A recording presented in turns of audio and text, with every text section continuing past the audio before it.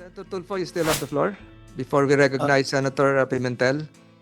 So, Dermalog lang po ang may kulang sa contract sa ngayon. So, ito pong tatlo, okay po sila. They've been... With the information of, for the information of Senator Tulfo, I just received a copy of the contract coming from LTO.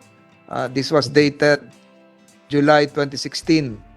And hindi ko pa ho nababasa. I have to admit, signed by Assistant Secretary Galvante and the representative of Dermalog, Marivic Resuello, representative likewise of Family Printing, Microgenesis, and Versontal. Sir, do you recognize Marivic Resuello? Representative nyo, authorized representative. Yes, Your Honor, Mr. Chair. They are our nominated representative of the joint venture. Yes, so pumirma sila nung 2016, July, with Secretary Galvante. Comsec, make this as part of Exhibit B. Yes, Senator Pimentel, with the permission of Senator Tulfo, still has the floor. Tungkol sa document, sir, hingin na rin tayo ng kopya ng joint venture agreement nila, sir. Comsec, do we have a copy of the joint venture agreement? Council of, I recognize you again, Council of Dermalog, may kopya ka ng joint venture agreement? But you have a copy? Yes. It's still a public document. Thank you. Secretary is directed to secure the same from the Council of Dermalog. Senator Tulfo, you still have the floor. Yes. Mr. Chair, kasi napapansin ko, lahat sila, itinuturo nilang kasalanan, itong mga partners, Holy Family, Microgenesis, Versontal, yung kasalanan lahat kay Dermalog. Dapat meron din silang pag-aako doon sa nangyaring katiwalaan dito. They should be also faulted for this. Kasi nagtuturuan na sila ngayon, nagpo-Poncio Pilato, naghuhugas kamay po. So maybe this three, next time sa next hearing, dapat mag-isa din po ito. Dapat sila po mag-attend din, Mr. Chair. Po, we will issue the necessary subpoena. Thank you, Mr. Chair. Thank you. Senator Pimentel, you have the floor. Yes.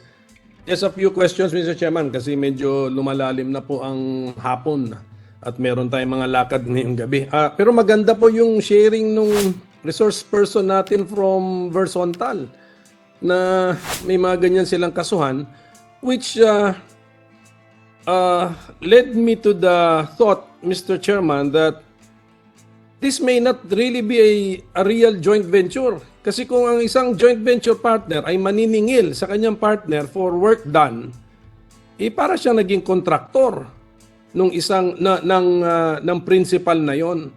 So gaya nga nung parang issues na linabas po natin sa mga dati natin mga inimbestigahan, itong mga joint venture agreements na pinapayagan natin na magbidding po, tapos hindi pala incorporated, basta lang merong agreement na sinasubmit sa ahensya ng gobyerno, ito po mga nangyayari, magulo, maraming katiwalian na resulta. Tapos ito nakikita natin na this is not a real partnership, Mr. Chairman. If you sue each other for work done, which is supposed to be your contribution to the joint venture entity, then something is wrong. You really did not enter into a joint venture. But that's only my insight, Mr. Chairman. And mayroon lang actually akong tanong, babalik ako kay Mr. Kiambao, sir. Mr. Chairman, sandali lang. Mr. Kiambao, yes. can you answer the query of Senator Pimentel? Yes, this is a question, Mr. Chairman. Mr. Kiambao, you claim that you have arrears, still receivables from LTO. Are you not using these receivables or arrears as the reason why the turnover of the data or the databases has not been completed? Mr. Chair and Senator Pimentel, the answer in all truth and with all due respect is no po. Senator, sir, when these revenues were withheld from us way back from Feb 2013 up to December 2016, we technically and legally and maybe even morally, we could have stopped the service because it was illegal. It was unjust, it was unfair, and it was almost mission impossible to continue maintaining a nationwide infra across 400 sites emanating, serving at that time almost 100,000 transactions per day, and taking care of all our 400 organic and 300 outsourced people and suppliers and capital expenditures, power, telco. It's not like Globe and PLDT were giving us a discount. Nobody sir. gave us anything, and we continue to support po at that time. How much more now po that the last administration, despite all continuing issues, kahit papano po, was fair and kind enough to insert sa mga unprogram. Kaya po, Correct, yes. nabawasan yung 9 po. Mr. Kiambao, let me cut you. Napansin ko nga yan na sa unprogrammed appropriations, merong amounts doon made supposed to be for the payments to Stratcom. At nung sa budget process, tinanong ko po yun. I remember ang sagot sa akin, fully paid na dapat kayo or fully paid na kayo. So, you're telling me now that you still have, from your computation, you still have receivables or arrears due from LTO in the amount of more than 5 billion pesos? Is that your position, Mr. Kiambao? Yes po, sir. And I think it is also verified mutually by LTO, DOTR, and, Yes. and everyone concerned po. Sa budget process, sir, I will revisit this topic sa budget process. Okay. But as of today, how much has the government paid Stratcom for your information, for your IT system? Magkano na po ang natanggap ninyo? Sir, are you talking from the very beginning? From the very beginning, yes, sir.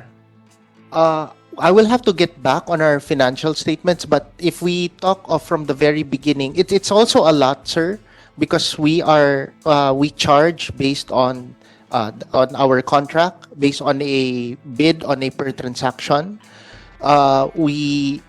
From the very beginning, I would say from the escrow, and this should be easily verified also by DOTR LTO. Perhaps, kung di ako nagkamali, sir, at least 25 to 30 perhaps. We're talking since Feb 2003. So we're talking of 20 years po.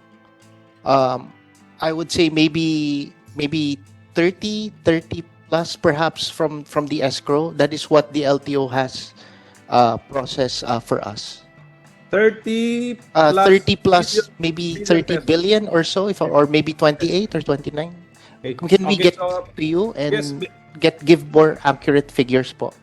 Because I will revisit this subject matter during the budget process. So, since February 2003, more or less, more than 30 billion pesos has been paid to Stratcom, and yet as of today, Stratcom is still claiming that government owes it around more 5.1 billion pesos, more or less.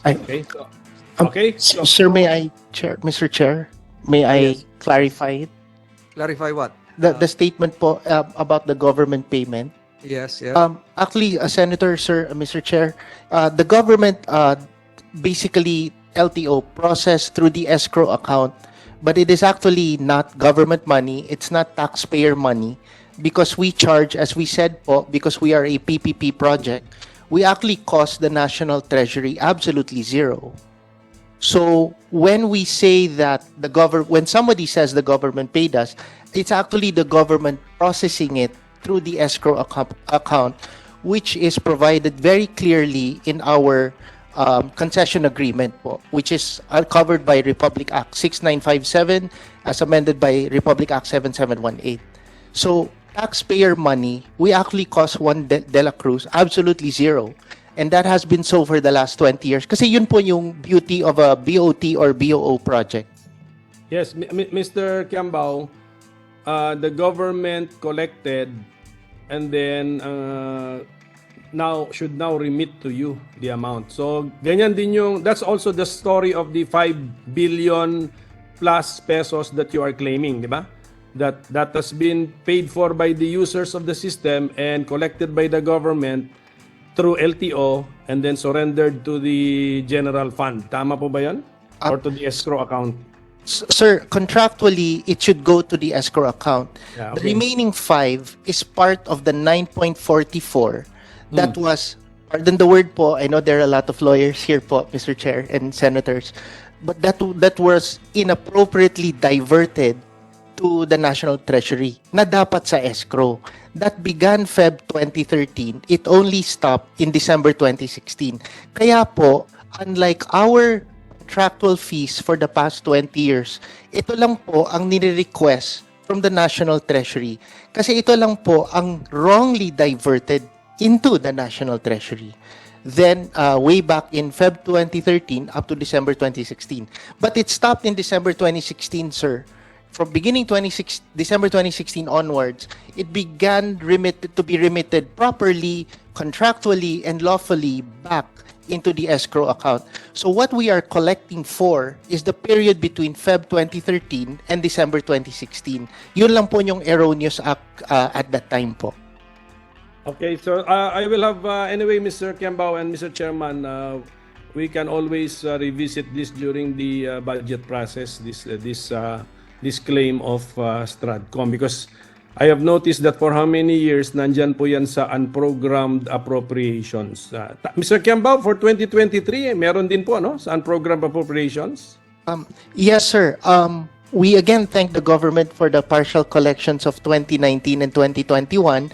We notice in the national budget for this year there's an unprogram of 2 billion.